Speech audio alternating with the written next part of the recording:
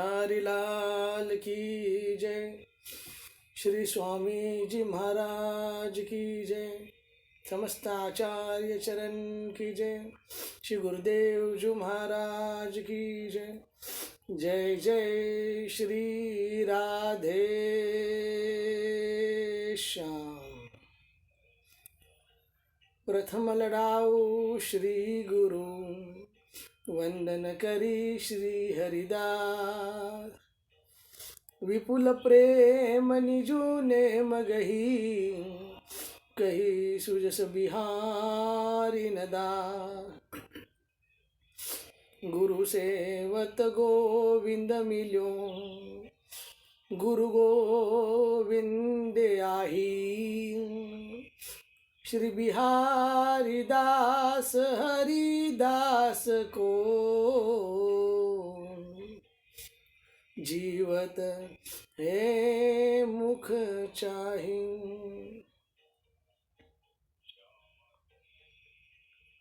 नमः कुंज बिहारिने, नमः कुंज बिहारिने, नमः श्री हरिदासाय भक्ति मार्ग प्रभालवे। प्रथम कृपा प्रकाशिने, श्री गुरु परम सुभाव।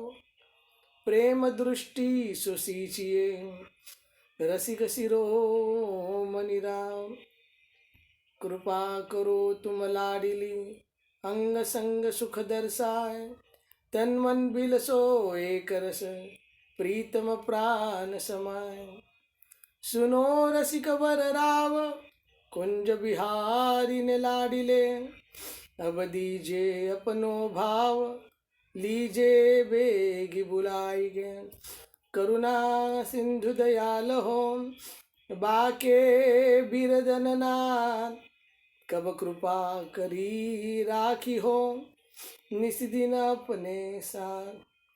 चरण कमल शीतलाई के, गाऊ गुण सुख रास। आनंद निधि कृपानित, पाऊ प्रेम प्रकाश। हो अनाथ तुम नाथ हो, करुणा सिंधु उदार। ललित प्रिय हरिदास जू, अवसु सुखद बिहार।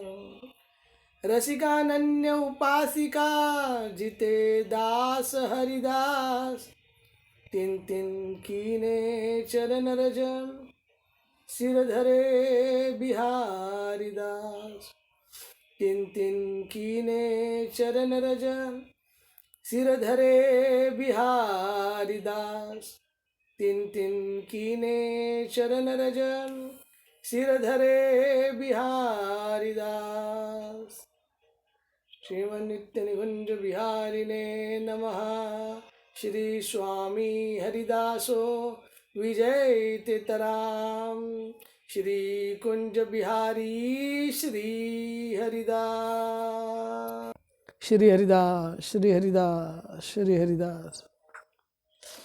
तो आप सबका स्वागत है सायंकालीन कक्षा में। तो कल हमने कुछ महत्वपूर्ण भाव योग पर चर्चा की। कल हम अंत में देख रहे थे कि जो साचो सन्मुख भयो, को दिनो नित्य बिहार। या फिर साची शरण ले स्वामी की, सो तो पहुँचन पाए। कि इस रस की प्रमुख बात अनन्यता है। अनन्य भाव से जब हम अपने इष्ट की, गुरु की, आचार्य की जब शरण लेते हैं, तब उस निकुंज में हम पहुंच पाते हैं।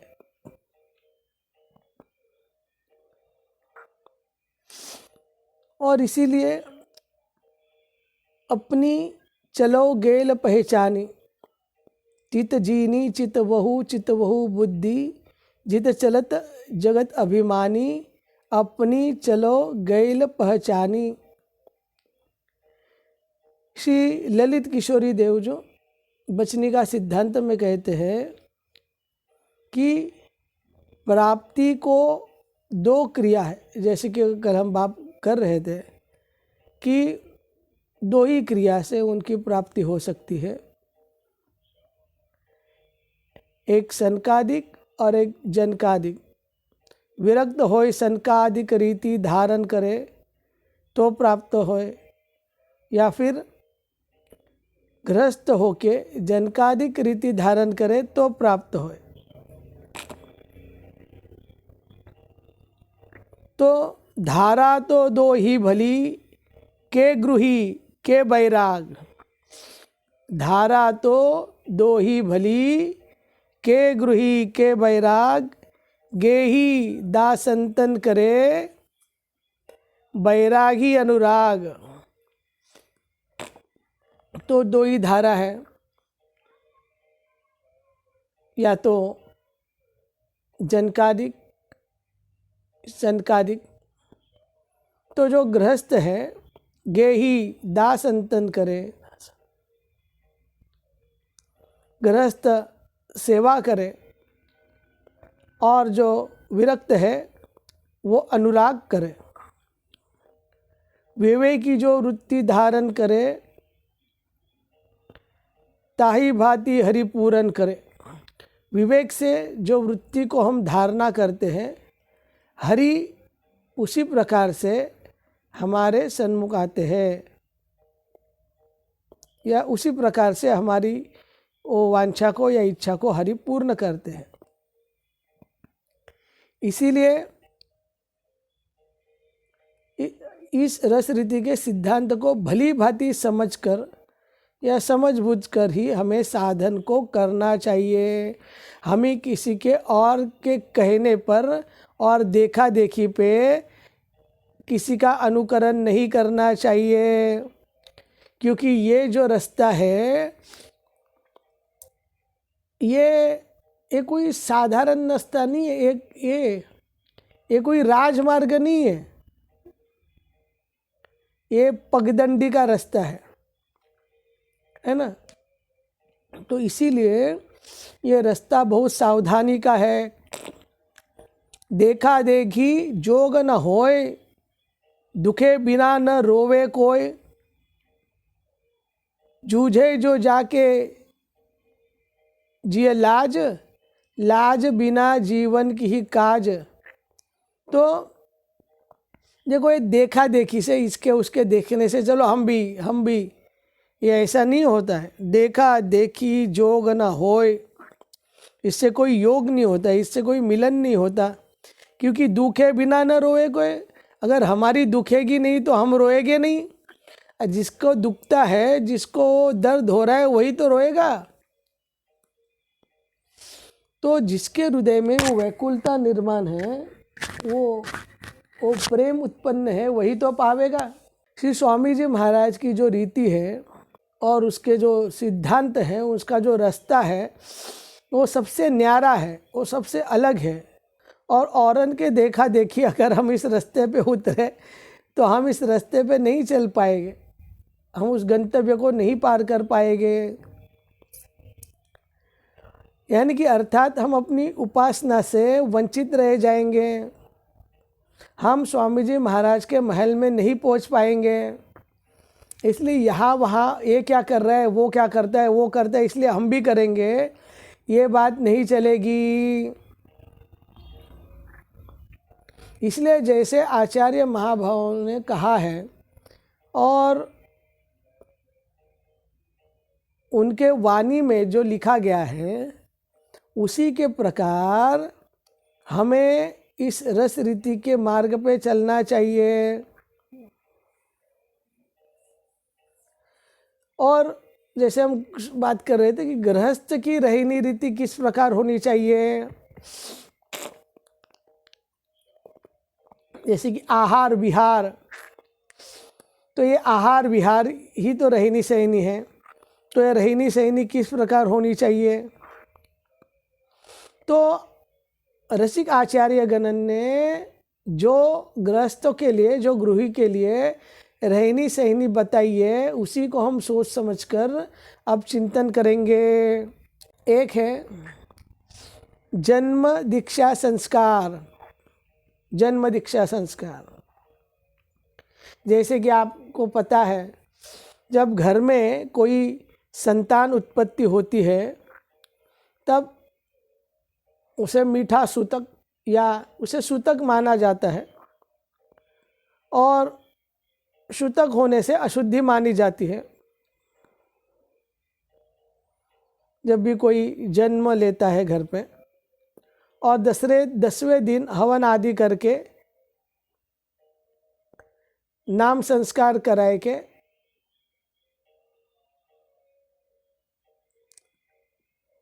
शुद्धि कराई जाती है।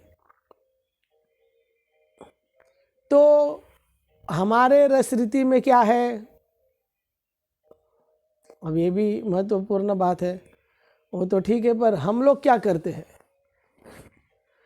तो देखो, इसलिए जब तक इस मार्ग की, किसी भी मार्ग की पूरी जानकारी ना हो तो हमें नहीं उतरना चाहिए, और अगर उतर गए तो उसकी पूरी जानकारी लेके उसी प्रकार हमें उस मार्ग पे दृढ़ता से चलना चाहिए। जापा सापा मानिए यह संसार को स्वभाव, इत सिठनो उत पिटनो उपजे भक्ति न भाव। तो देखो, इस रस रीति में कोई सूतक नहीं है या किसी प्रकार की अशुद्धि नहीं है ना। इस रस रीति में कोई सूतक या किसी प्रकार की अशुद्धि नहीं है। तो जन्म के संस्कार पे क्या किया जाए? देखो, जैसे पहले घर की शुद्धि सफाई आदि होती थी, धुलाई आदि होती थी, वो तो वैसी ही करनी चाहिए। और इष्ट का नाम ही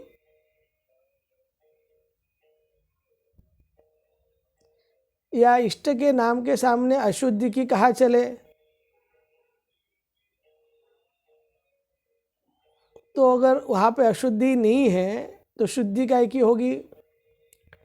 यानी कि शुद्ध करे सब शुद्ध को कुंज बिहारिनी मीत, है ना। शुद्ध या फिर जहाँ स्वामी जी को नाम है, अशुद्धि को कहाँ काम है? जहाँ पे श्री स्वामी जी का नाम है वहाँ पे अशुद्धि का क्या काम है? वहाँ पे अशुद्धि क्या करेगी? इसीलिए शुद्ध करे सब शुद्ध को कुंज बिहारी निमित, क्योंकि अपने नित्य वस्तु में जब अपना मन या जिसका मन सदैव अपने नित्य वस्तु में लगा हुआ है तो वहाँ पे तो हमेशा ही शुद्धि रहती है। वहाँ पे शुद्धि की क्या जरूरत है? और रसिकगण ये भी कहते हैं, सब दिन मंगल है सदा भजिए श्री हरिदास। सब दिन मंगल है सदा भजिए श्री हरिदास। तो हर एक दिन मंगल है, जो श्री हरिदास का जहाँ पे नाम लिया जाता है वो जगह मंगल है, वो जगह पवित्र है, वो शरीर मंगल है, वो शरीर पवित्र है, वो जीवा मंगल है, वो जीवा पवित्र है। जहाँ पे जिस जीवा पे जिस शरीर द्वारा श्री हरिदास का नाम लिया जाता है, जिस जगह पे, तो सब मंगल है। तो इस स्थिति में क्या करें? जब कोई बालक का जन्म हो, देखो साफ सफाई तो अगर घर की अगर वास्तु की करनी है तो वैसे ही करें, लेकिन हम किसी प्रकार का सूतक नहीं मानते।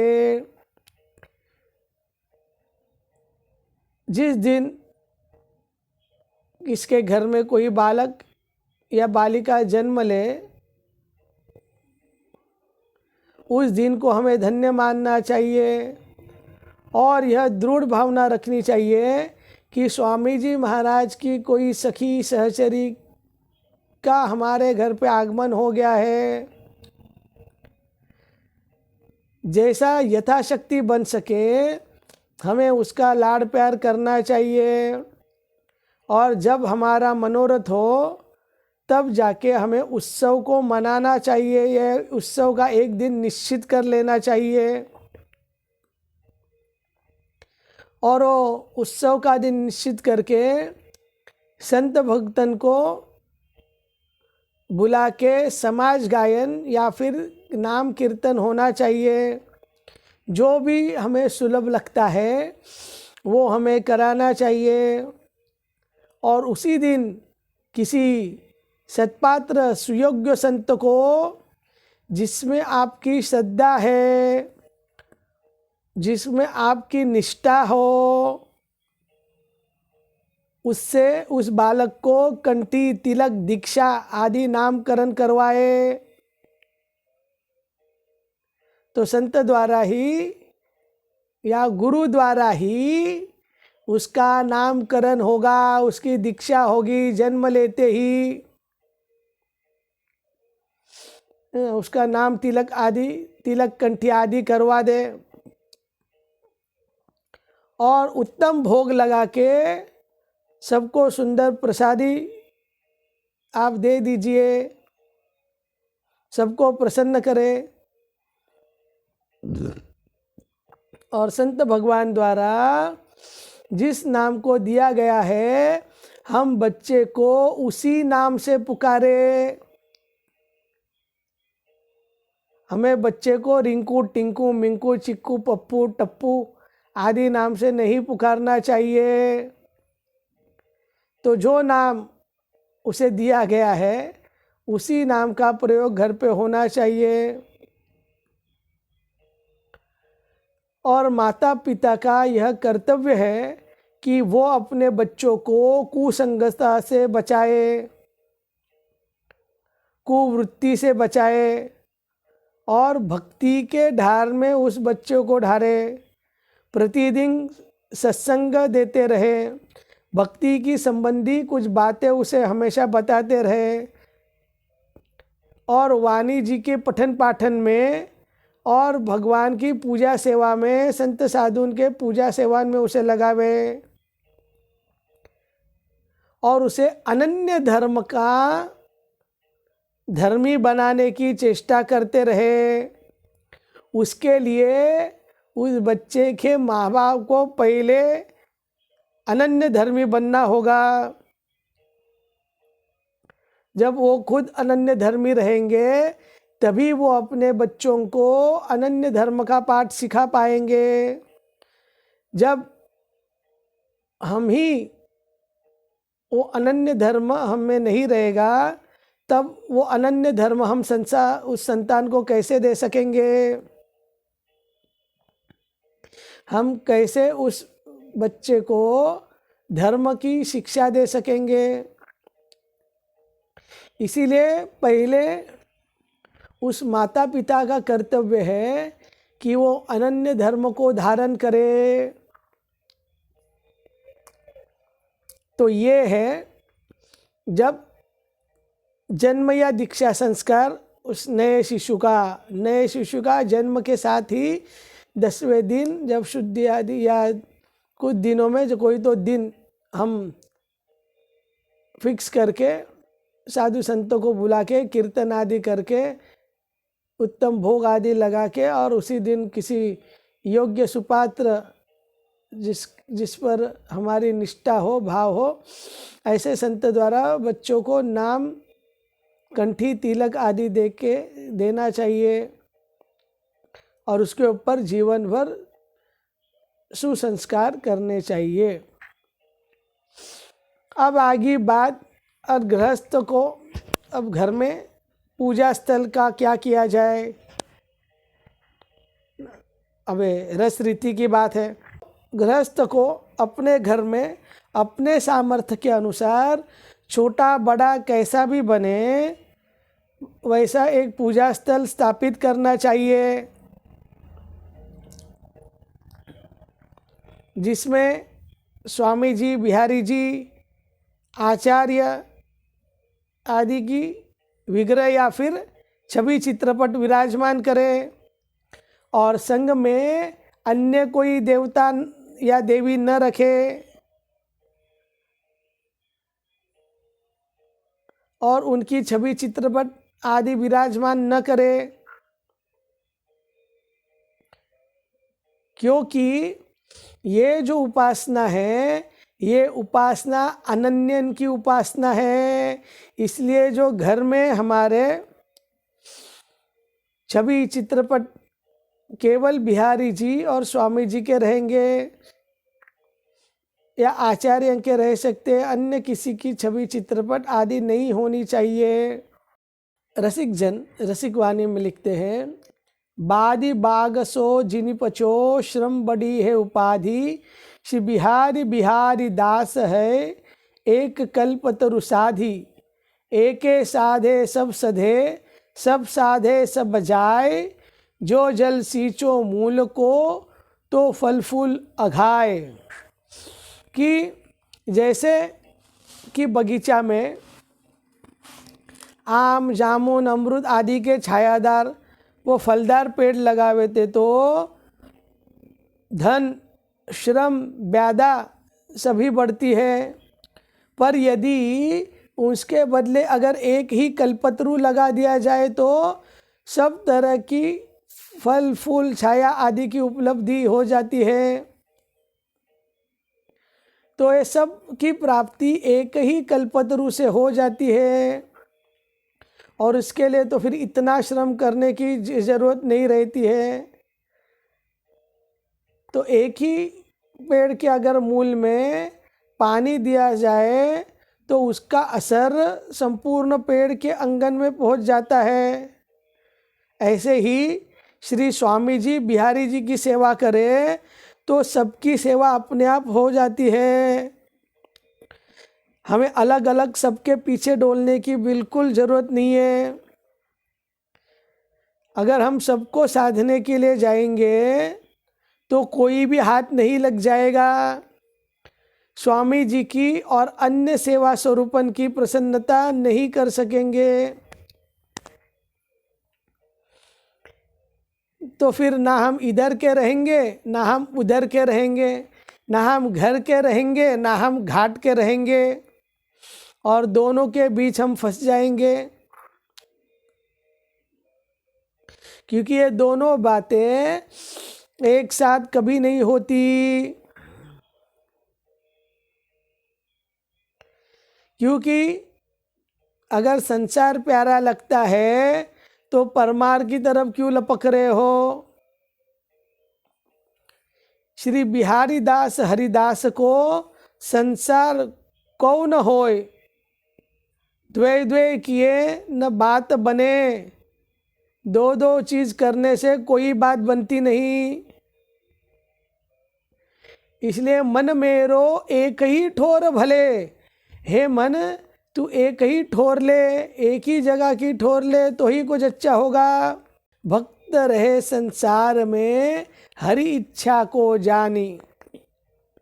तो ये सब आशयों के पद अपने आचार्यों द्वारा इस विषय पर लिखे गए हैं।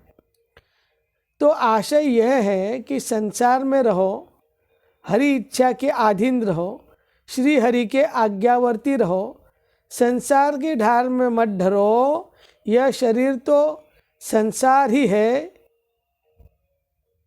और ये केवल साधन बनने के लिए है। और जब भी संसार में रहो तो स्वामी जी महाराज के रीति के अनुसार रहो और अपना रास्ता मत भूलो। इतनी शक्ति हमें दे न दाता, मन का विश्वास कम होते हो ना। हम चले नेक रास्ते पे हमसे, भूल कर भी कोई भूल हो ना। तो हमें अपना रास्ता भूलना नहीं है। संसार में रहते हुए भी हमें संसार में आसक्त नहीं होना है और हमारे लक्ष्य को नहीं भूलना है। अपने इष्ट की सेवा पूजा में ही धन तथा समय को लगाते रहना चाहिए और निरंतर कीर्तन, समाज पठन पाठन आदि करते रहना चाहिए। तो ये है गृहस्थ में रह के किस तरह हम भगवान की आराधना कर सकते हैं। तत्पश्चात आता है खान पान, है ना। एक खान पान का मामले में सब लोग भ्रष्ट है, उनकी जीभ नकली है, उस जीवा को जहर खाने की आदत लग गई है और जहर खा खा के, क्योंकि इतना जहर खाते हैं और अमृत का त्याग कर देते हैं और बोलते हैं कि नाम का कोई प्रभाव नहीं हो रहा है, इस भक्ति का कोई फ़ायदा नहीं हो रहा है। सब जगह जाके मुंह मार के आते हैं, सब जगह पे उनका दिल लगा हुआ रहता है। एक खाने पे दिल लगी, हगने पे दिल लगी, ये जो दिल लगी रहती है उसी से हर एक की मति भ्रष्ट होती रहती है। क्योंकि जैसा खावे अन्न वैसा होवे मन। और बाद में बोलते हैं भजन नहीं होता, भगवान में मन नहीं लगता।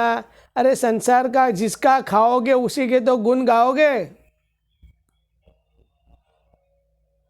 तो अगर हम संसार की चीज़ खाएंगे तो हमारा मन भी तो संसार के ही तो गुण गाएगा। हे प्रीत जहाँ की रीत यहाँ, भारत का रहने वाला हूँ, भारत के गुण गाता हूँ। तो हम कहाँ रहे वही के गुण गावे। इसलिए अब हमें खान पान के बारे में ठीक से समझना होगा कि अपने इष्ट को जो भोग लगे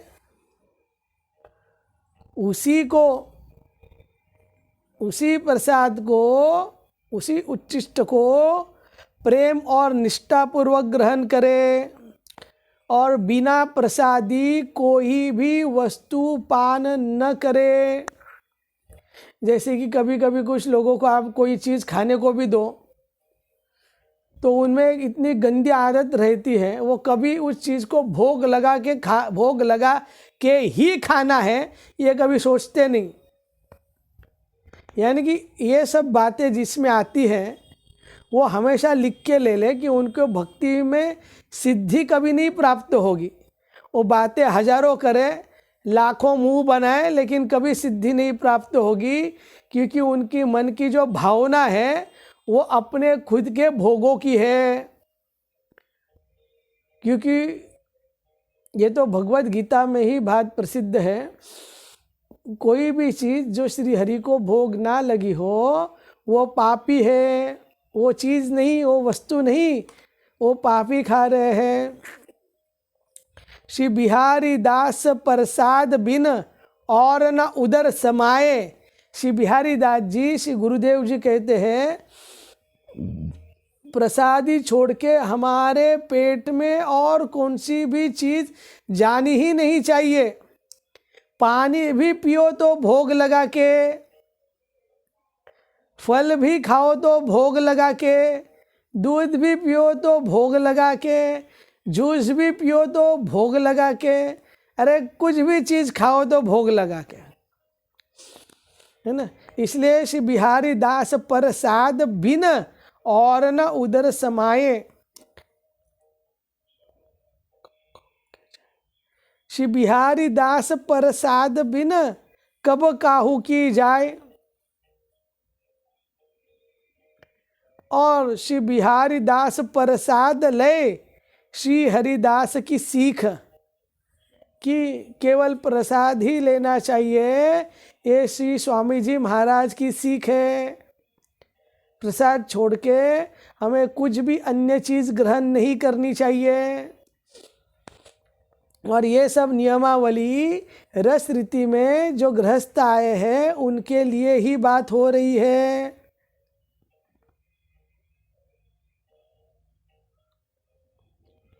अरे हम तो गृहस्थ है, हमें यहाँ वहाँ डोलना पड़े, इधर उधर जाना पड़े, तो इधर उधर थोड़ा मुंह नहीं क्या मार सकते?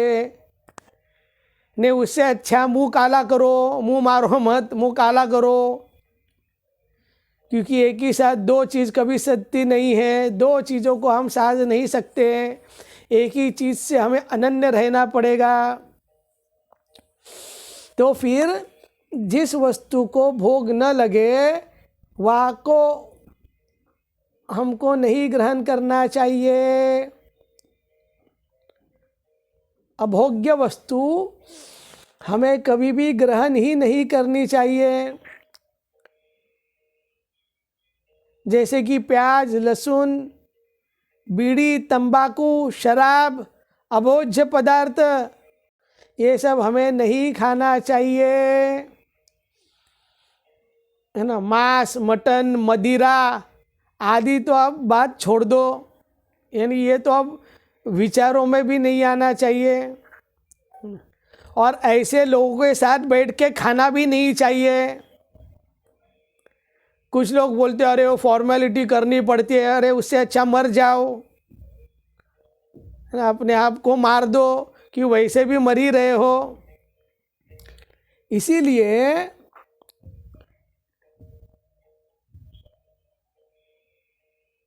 जो भी शुद्ध सात्विक श्रद्धानुसार जो भी जैसे भी भोग लग जाए उसे श्रद्धा पूर्वक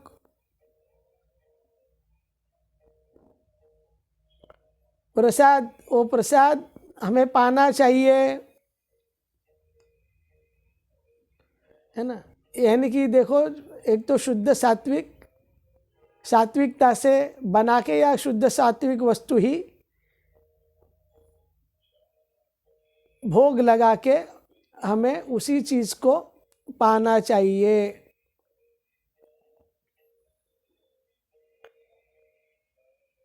और जो भी व्यक्ति हमें स्वामी जी का, बिहारी जी का प्रसाद दे उसे हमें आदर पूर्वक ग्रहण करना चाहिए। और प्रसाद लेते समय हमें कौन से भी प्रकार का हंसी मजाक या प्रमाद नहीं करना चाहिए। और प्रसाद देते समय भी जो उस प्रसाद को आदर पूर्वक ले उसी को वो प्रसाद देना भी चाहिए। अगर किसी व्यक्ति का अगर प्रसाद के प्रति भाव नहीं हो तो ऐसे व्यक्ति को प्रसाद देना भी नहीं चाहिए। अगर किसका भाव न हो तो प्रसाद देना भी नहीं चाहिए, क्योंकि लेत देत दोऊ पतित आदर बिन प्रसाद, है ना। लेत देत दोऊ पतित आदर बिन प्रसाद, क्योंकि बिना आदर कोई प्रसाद लेता है या कोई देता है तो दोनों का पतन हो जाता है, या वो अपने चेतना से गिरे हुए हैं।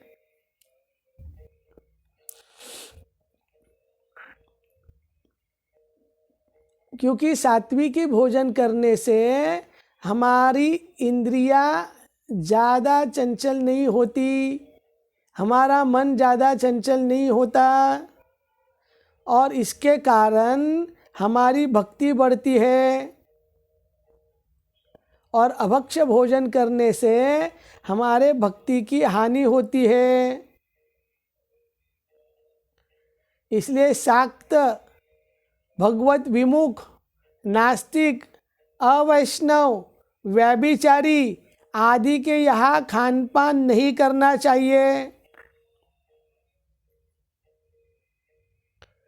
और दुकान, होटल आदि पर खाना ये रीति के विपरीत है। तो दुकान आदि होटल बिटल पे जाके अरे हमने तो प्याज लहसुन, बिना प्याज लहसुन का मंगा के खाया, जैन खाया, हाँ तो आप जैन धर्म को स्वीकार करो।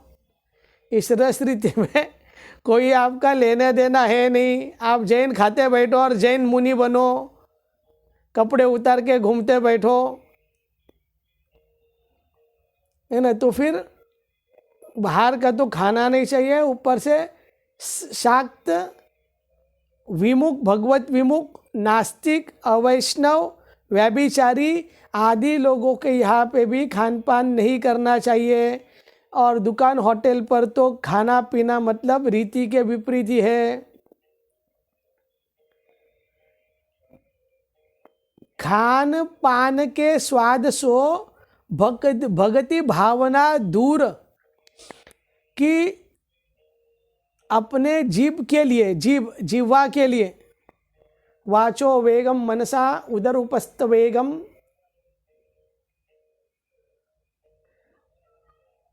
वाचो वेगम मनसा जिह्वा वेगम उदर उपस्थ वेगम। तो अपनी जीभ के स्वाद के लिए खान पान करेंगे तो हम अधर्मी माने जाएंगे। अपने जीभ के स्वाद के लिए अगर हम कुछ खाएंगे तो हम इस अपने रस रीति के धर्म से च्युत अधर्मी माने जाएंगे।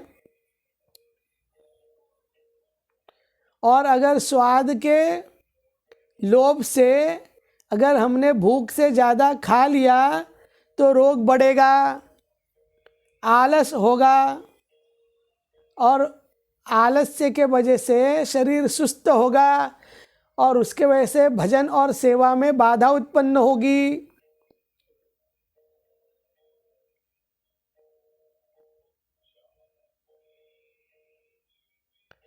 इसलिए अब हमें नित्य नियम से ही खाना चाहिए, अपने एक समय से ही खाना चाहिए, बार बार हमें नहीं खाना चाहिए।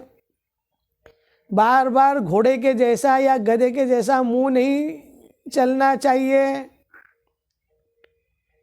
कभी चाय पी ली, कभी चाट खा लिया, कभी मीठा खा लिया, कभी नमकीन खा लिए, कभी समोसे खा लिए, कभी कचौड़ी खा ली, कभी बेड़गी पूरी खा ली, है ना, कभी रसगुल्ले खा लिए, कभी गुलाब जामुन खा लिए, कभी मठरी खा लिए, कभी चने शेंगदाने खा लिए। तो ये बार बार मुंह चलाना नहीं चाहिए, क्योंकि बार बार बकरी के जैसा मुंह चलाना, बंदर के जैसा बार बार खाते रहना, ये भक्ति के लक्षण नहीं है। इसलिए प्याज, लहसुन, धूम्रपान, तंबाकू, दारू आदि घृणित वस्तु सेवन न करें। ये हो गया क्या खाना चाहिए और किस पैसे का। तो शुद्ध भाव और सच्ची कमाई के धन से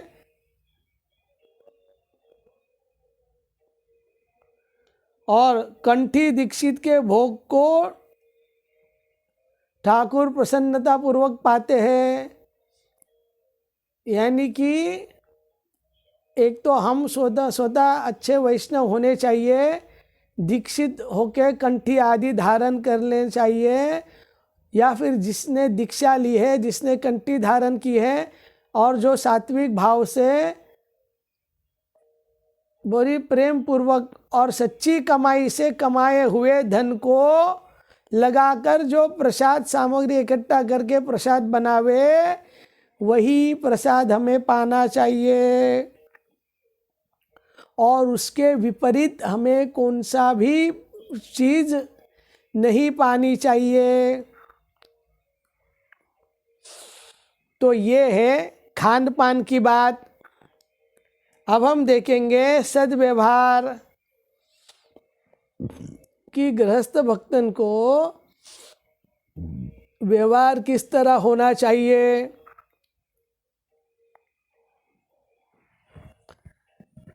बड़ेन को लक्षण यहाँ दीन बचन सतभाव, आप सहे सबको भलो गुण ग्रही तजे कुभाव। तो किसी के भी संग छल कपट का व्यवहार हमें नहीं करना चाहिए, सबके साथ हमें दीनता पूर्वक रहना चाहिए और सच्चाई का ही व्यवहार करना चाहिए। अगर हमारे साथ कोई गलत व्यवहार करे फिर भी उसके संग हमें भला ही करना चाहिए। अरे वो हमारे साथ बुरा कर रहा है तो हम उसके साथ भला क्यों करें, क्योंकि सबके हृदय में हमारे इष्ट का ही निवास है। इसीलिए किसी के साथ गलत व्यवहार करके उसे दुख न देवे।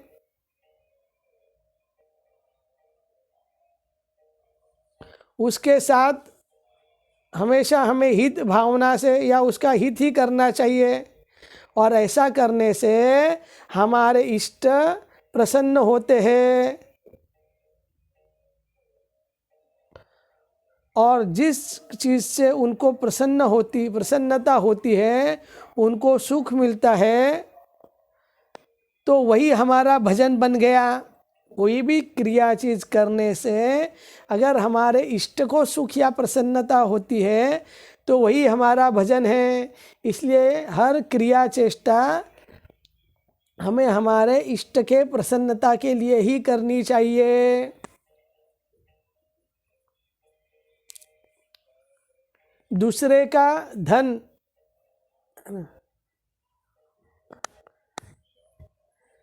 सच बोलो दीन रहो, छोड़ो पर धन की आस, यदि हरि ना मिले तो जामिन तुलसीदास। सच कहो या सच बोलो, दीन रहो, छोड़ो पर धन की आस, यदि हरि ना मिले तो जामिन तुलसीदास। तुलसीदास जी कहते हैं कि आप सच बोलो, दीनता से रहो, और किसी पराये धन को, पराई संपत्ति को अपना न मानो, उसकी आशा मत करो, है ना। इसीलिए हमें दूसरे का धन, वस्तु आदि हड़पने का कभी विचार नहीं करना चाहिए।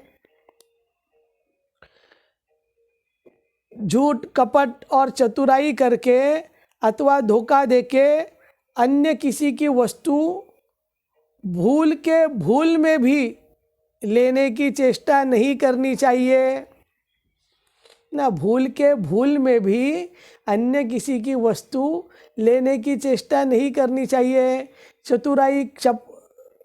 चतुराई कपट छल आदि हमें नहीं करना चाहिए।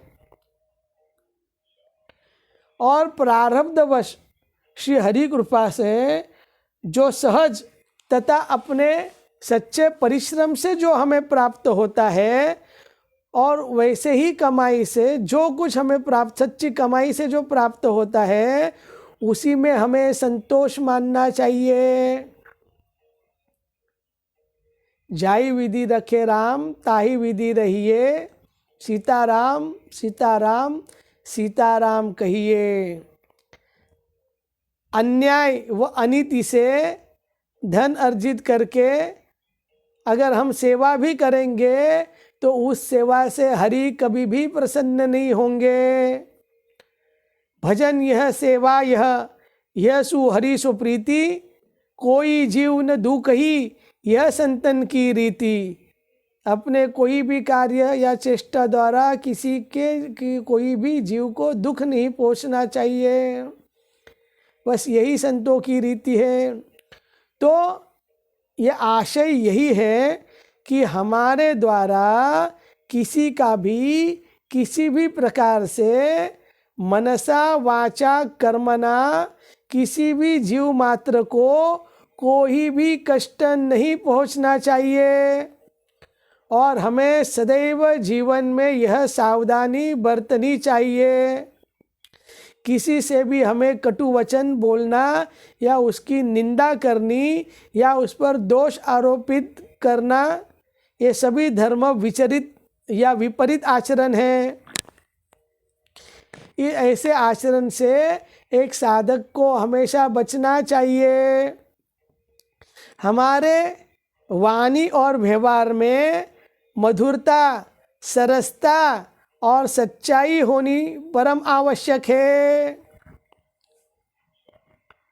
ना। हमारे वाणी और व्यवहार में मधुरता, सरसता और सच्चाई मधुर मतलब मिठास, सरसता मतलब ऐसा सूखा सूखा नहीं ना, जैसे होटल में जैसा वेटर हंसते हैं, स्माइल देते हैं, है ना, प्लेन में जैसी एयर होस्टेस हंसती है, उसका कुछ लेना देना नहीं रहता उससे, वो सिर्फ हंसने का पैसा मिलता है इसलिए हंसती है।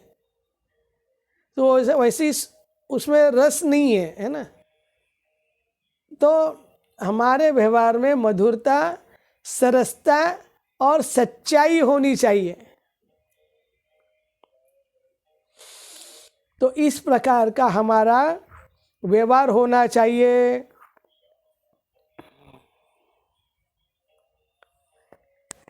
तो आज हमने